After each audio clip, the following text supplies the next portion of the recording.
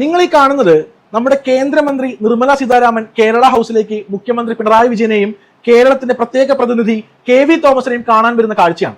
അവർ വന്ന വണ്ടി നിങ്ങൾ കണ്ടോ? ഒരു മാരുതി സുസുക്കി സിയാസ് ആണ്. മാക്സിമം അതിന്റെ ഓൺ റോഡ് പ്രൈസ് വരുന്നത് 12 ലക്ഷം രൂപ മുതൽ 13 ലക്ഷം രൂപ വരെയാണ്.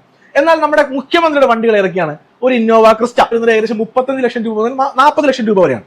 അതേപോലെ ഒരു കിയ കാർണിവൽ ഉണ്ട്, അതിനും ഏകദേശം 42 ലക്ഷം രൂപ വരെ വരുന്നുണ്ട്. അപ്പൊ ഏകദേശം 77 ലക്ഷം രൂപ മുതൽ 80 ലക്ഷം രൂപ വരെ വണ്ടിക്ക് വേണ്ടി നമ്മുടെ മുഖ്യമന്ത്രി നമ്മുടെ നികുതി പണത്തിൽ നിന്നും ചെലവഴിച്ചിട്ടുണ്ട്.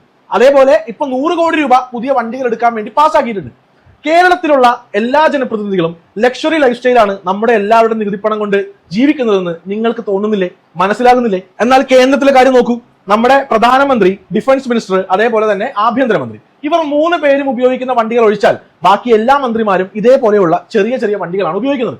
അപ്പോൾ ഇതിൽ നിന്ന് എന്ത് മനസ്സിലാക്കാം?